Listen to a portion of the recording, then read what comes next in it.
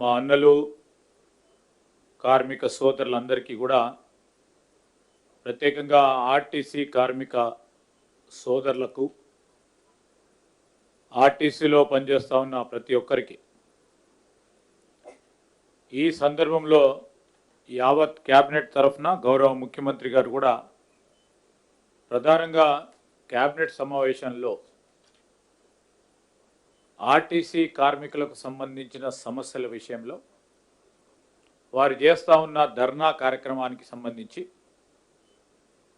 మొదటగా చర్చించడం జరిగింది. ప్రభుత్వం తరఫున వారికి మేము అపీల్ చేస్తూ ఉన్నాం. కార్మిక సోదరులందరూ కూడా సమన్వయం పాటించాలని మా కార్మిక సోదరులకు అపీల్ చేస్తూ ఉన్నాం. సమస్యల పరిష్కారానికి తప్పకుండా ప్రభుత్వాలు చర్చలు చేపట్టడం జరుగుతుంది. ఆర్టీసీ కార్మికులకు మేము మనవి చేస్తాను, ఎలాంటి తొందరపాటు చర్యలు పాల్పడొద్దని మేము కోరుతా ఉన్నాం.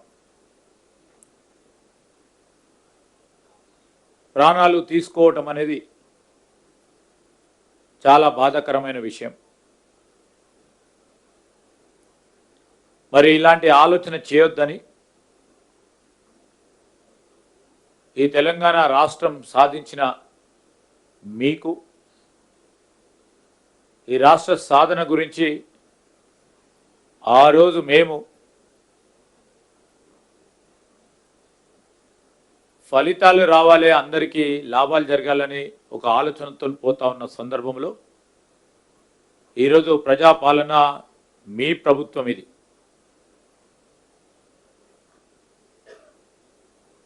మీ ప్రభుత్వానికి సంబంధించి నమ్మకంతో ఉండండి. కార్మిక సోదరులు మీ కుటుంబాలకు అన్యాయం చేయకండి. క్షణిక ఆవేశంతో కొత్త సమస్యలు వస్తూ ఉంటాయి. అప్పుడప్పుడు కొన్ని ప్రేరేపిత శక్తుల ఒత్తిడికి బలి కావద్దని మేము విజ్ఞప్తి చేస్తూ ఉన్నాం.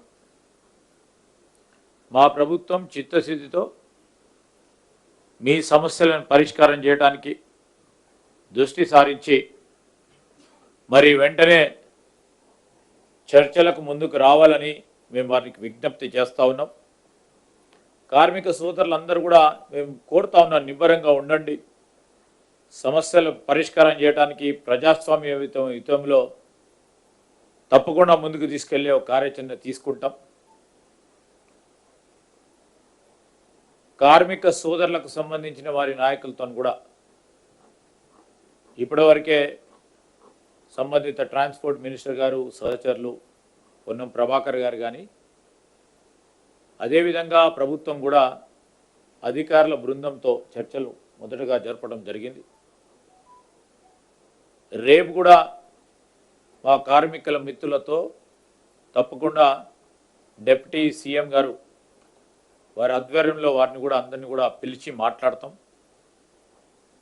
మీరందరూ కూడా మీ సమస్యలను మరొకసారి దృష్టికి తీసుకొచ్చే క్రమంలో పూర్తి స్థాయిలో సమస్యలను పరిష్కారం చేయడానికి మా ప్రభుత్వం ముందట ఉంటుంది.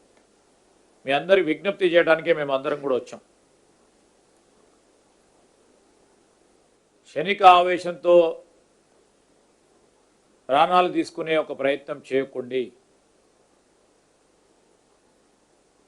తద్వారా ఈరోజు రాష్ట్రానికి మీరందరూ కూడా కావాల్సిన వాళ్ళు, మా ప్రభుత్వానికి కూడా మీరందరూ కావాల్సిన వాళ్ళు. దానికి తోడు మీ కుటుంబాలకు కూడా ఒక అండగా ఉండే మీరందరూ కూడా ఇలాంటి చర్యలకు పాల్పడొద్దని మరి నర్సంపేటలో జరిగిన లేకుంటే ఇతర ప్రాంతాల్లో ప్రయత్నం చేసిన వీటన్నిటి విషయంలో ఇలాంటి సందర్భాలు రాకూడదనే మా ప్రయత్నం.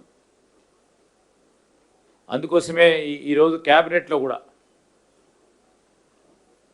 క్యాబినెట్కు సంబంధించిన ఎజెండా మొదలు పెట్టకుండానే మొదటగానే ఈ ఎజెండాను సంబంధించిన అనేక అంశాలపై చర్చించడం జరిగింది. చర్చలకు పిలవాలని పిలిచి సమస్యల పరిష్కారానికి కృషి చేయాలని సంకల్పించడం జరిగింది కనుక మీరందరూ కూడా సమన్వయంతో ఉండాలని మా కార్మిక సోదరులందరికీ కూడా మనవి చేస్తా ఉన్నాం. Subscribe us and press the bell icon for more interesting updates.